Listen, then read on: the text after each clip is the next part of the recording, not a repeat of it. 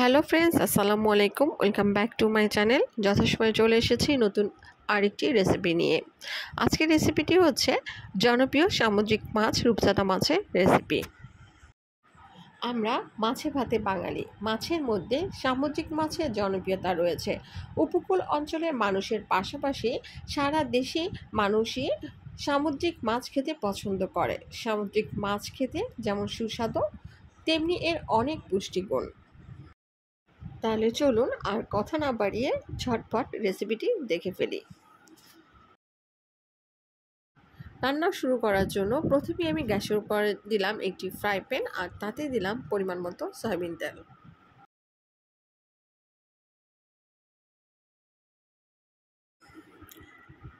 তেল গরম হলে তাতে দিলাম রূপচাঁদা মাছ। আজকে আমি 2টি রূপচাঁদা মাছ রান্না করে দেখাবো আপনাদেরকে। আর এই রূপচাঁদা মাছ আমি পূর্বে থেকে কেটে ধুয়ে পরিষ্কার করে নিয়েছিলাম, আর তাতে সামান্য হলুদ মরিচ এবং লবণ মাখিয়ে প্রায় 20 মিনিটের মতো রেখে এখন ভেজে নিচ্ছে। এক পাশ ভাজা হলে আর এক পাশ উল্টিয়ে দিলাম। আর মনে রাখতে হবে এই মাছটা কিন্তু অনেক নরম, তাই এই কাজটা যখন করবেন খুব সাবধানের সহিতই করতে হবে। উভয় পাশ ভাজা হলে মাছ তুলে নিলাম। এবার আরেকটি ফ্রাই প্যান নিলাম, আর ওই মাঝে ভাজা যে তেল ছিল সেই তেলটাই আমি এখানে নিয়ে নিলাম।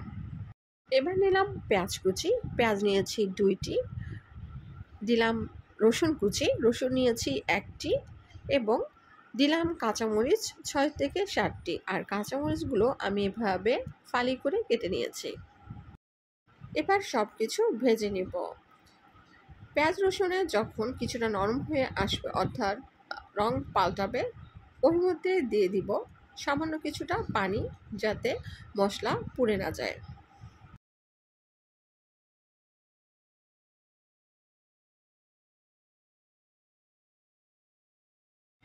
এবার দিলাম মরিচের গুঁড়া 1 চা চামচ, তবে ঝাল আপনাদের টেস্ট অনুযায়ী নিয়ে নেবেন।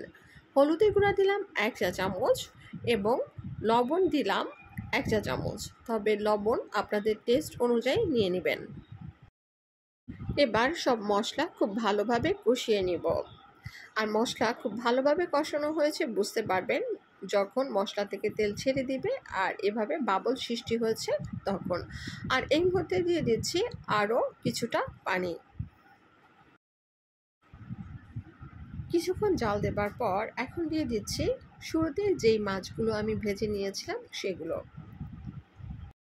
যেহেতু এই মাছগুলো নরম, তাই উল্টিয়ে দিলে ভেঙে যেতে পারে, সেজন্য আমি ফ্রাই প্যানের হ্যান্ডেলটা ধরে কিছুটা নাড়িয়ে নিয়েছিলাম। আর এখন চামচ দিয়ে আর কি কিছুটা ঝোল তার গায়ে দিয়ে দিচ্ছি, যাতে ঝোলগুলো ভিতরে খুব সুন্দরভাবে প্রবেশ করতে পারে এবং এর স্বাদটা খুব ভালো আসে।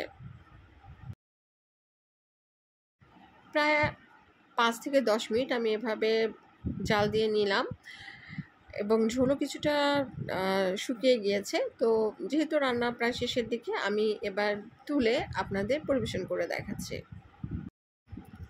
তাহলে এই ছিল আমার আজকের রূপচাঁদা মাছের রেসিপি।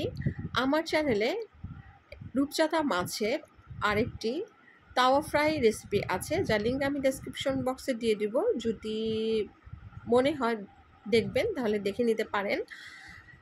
আর আজকের মতো তাহলে আমি এখানে বিদায় নিচ্ছি। সবাই ভালো থাকবেন, সুস্থ থাকবেন, আমার জন্য দোয়া করবেন। আর এতক্ষণ সাথে থাকার জন্য আপনাকে অসংখ্য ধন্যবাদ। আল্লাহ হাফেজ।